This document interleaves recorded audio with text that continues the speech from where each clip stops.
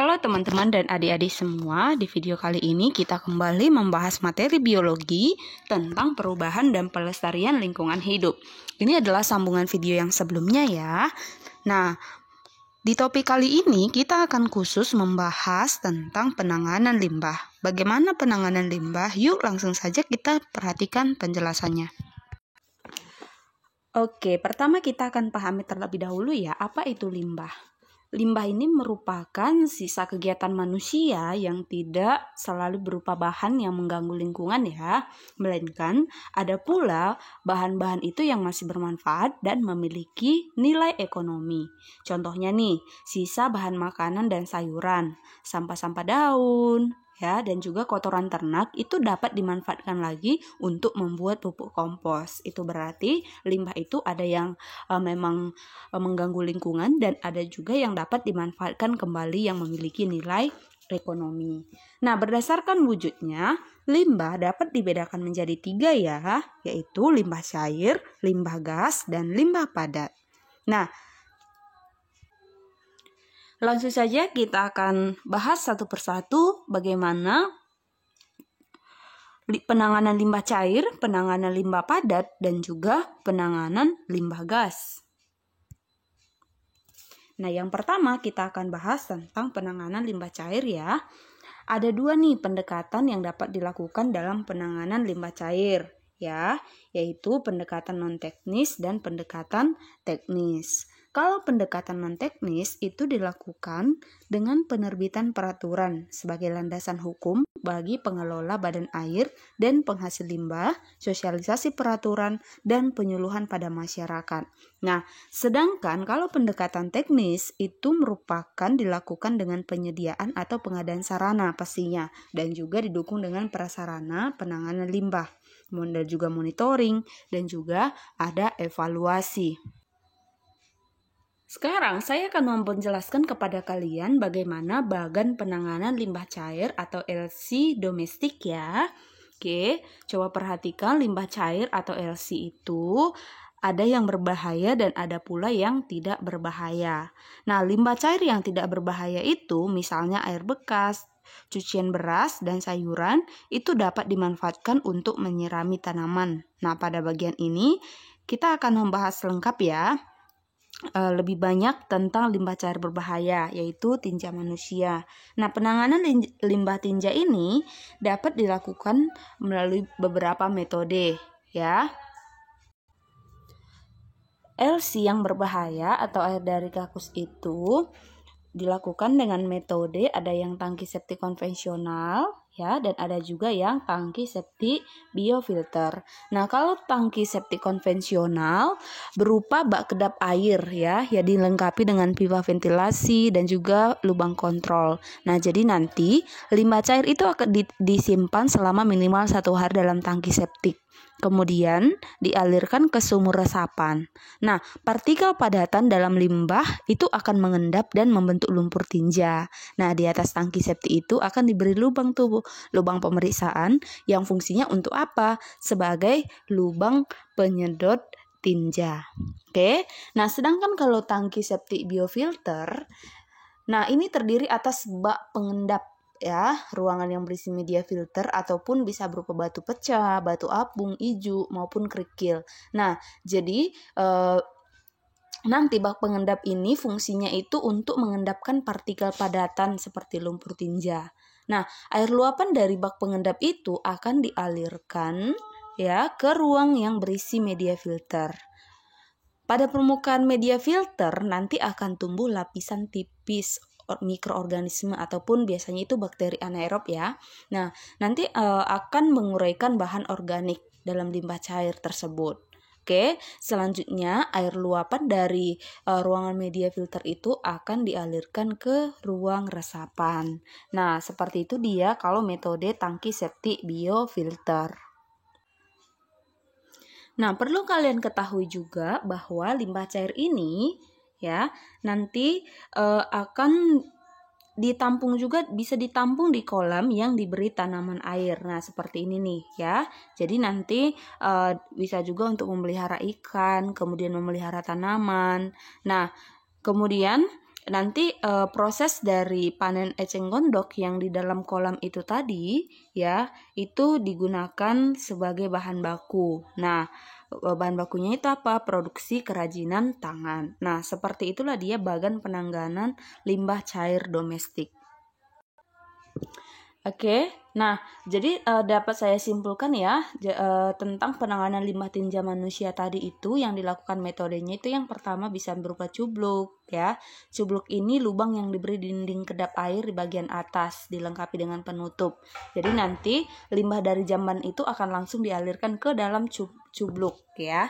Jadi biasanya jarak dari cubluk ini dengan air sumur itu diatur jaraknya ya supaya nanti sumur itu tidak mencemari limbah di cubluk itu tidak mencemari air di dalam sumur. Nah, yang kedua tadi melalui metode tangki septik konvensional ya, ini bak kedap air dilengkapi dengan pita ventilasi dan lubang kontrol. Oke. Nah, ini cubluk tadi ya. Limbah cair berupa cubluk seperti ini dia gambarnya ya. Jadi ini yang pertama A ada ini persiapan pembuatan limbahnya, yang B ya ini sudah ke lebih detail ya, yang C kemudian yang D itu sudah lengkap dan bagian-bagiannya. Nah, kemudian ada juga tadi yang ketiga tangki septik biofilter ya. Ini sekali lagi saya ulangi, bak pengendap, kemudian ada yang berisi media filter berupa batu pecah, batu kapur, batu apung, ijuk dan juga kerikil gitu ya, dan ruangan resapan. Nah, jadi nanti bak pengendap ini nanti akan menyaring ya yang zat-zat yang berbentuk padat ya menjadi lumpur. Oke, seperti itu dia kalau tangki septik biofilter. Nah, bisa juga dengan instalasi pengolahan limbah cair domestik ya. Nah, kalau ini biasanya dibangun untuk perkantoran, restoran dan juga rumah sakit ya. Jadi pengolahan limbah cair ini meliputi 3 proses, yaitu fisik, kimiawi, dan biologis. Oke. Nah, kalau tadi kita sudah bahas tentang penanganan limbah cair sistem penanganan domestik ya, sekarang kita bahas sistem penanganan limbah cair yang industri ya. Nah, jadi penanganan limbah industri ini dilakukan melalui 2 metode juga ya, yaitu penanganan sistem setempat dan sistem terpusat. Nah, kalau sistem setempat berarti industri itu membuat instalasi pengolahan limbah sendiri.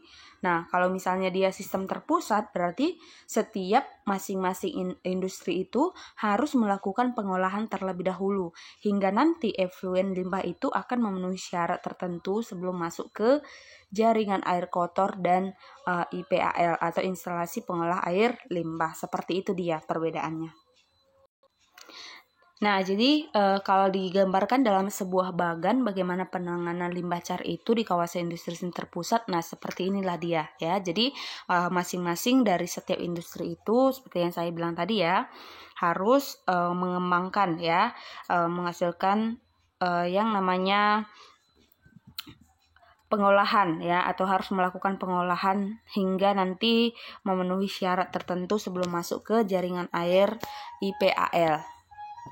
Nah, kalau tadi kita sudah membahas tentang limbah cair, sekarang kita akan bahas bagaimana penanganan limbah gas, ya. Nah, coba kalian perhatikan pada gambar, ya. Jadi, penanganan limbah gas ini dapat berupa gas, embun, uap, bisa juga berupa kabut, awan, debu, haze ataupun partikel tersuspensi dalam tetesan air dan juga asap. Nah, pada umumnya limbah gas ini berasal dari kendaraan bermotor dan industri.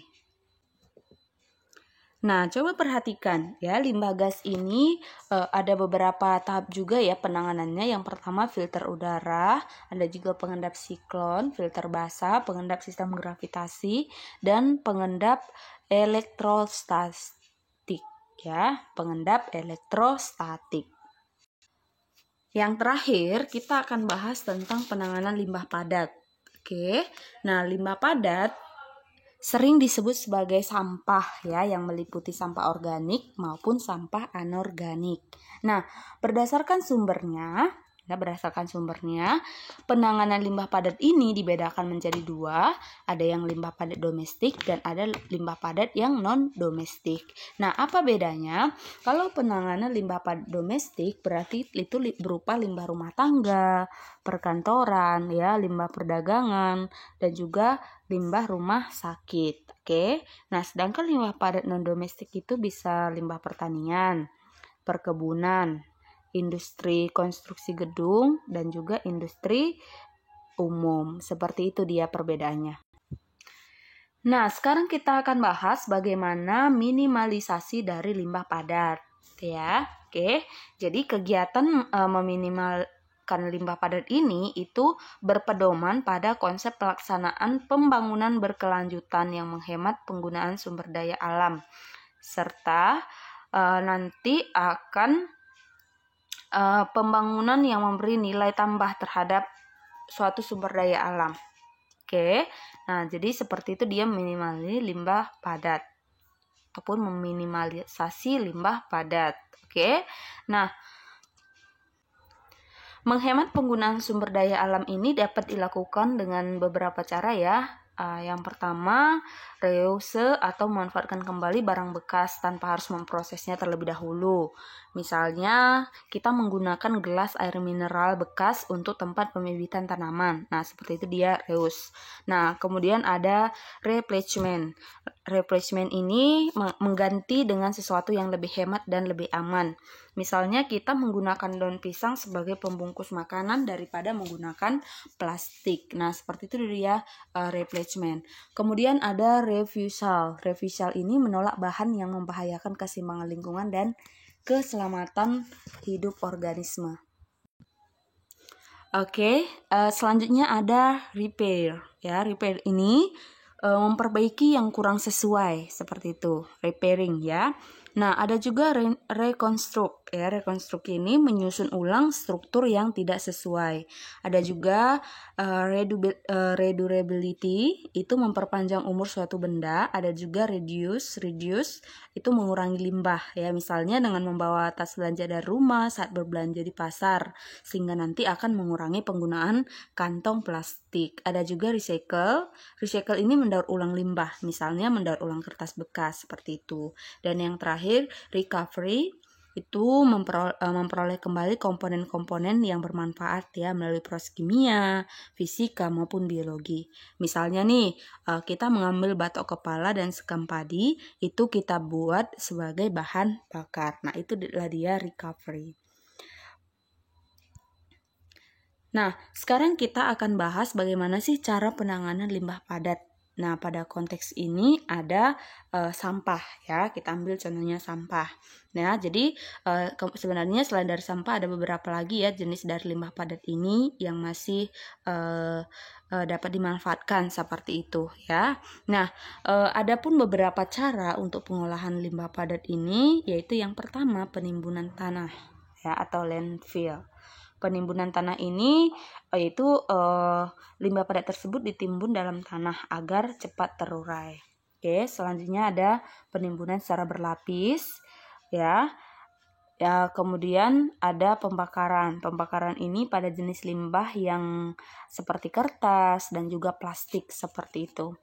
Ada juga penghancuran. Penghancuran ini berupa sampah yang terkumpul kemudian dihancurkan dengan suatu alat, ya. Ada juga pengomposan. Pengomposan ini sampah organik berupa dedaunan, ya. Kemudian sisa sayuran, kulit buah maupun kotoran hewan yang dapat diolah kembali menjadi pupuk kompos, seperti itu, ya. Nah, kemudian ada pemanfaatan sebagai makanan ternak, ya. Ini biasanya yang digunakan sisa sayuran, ampas tapioka maupun ampas tahu yang dapat diolah kembali menjadi makanan ternak.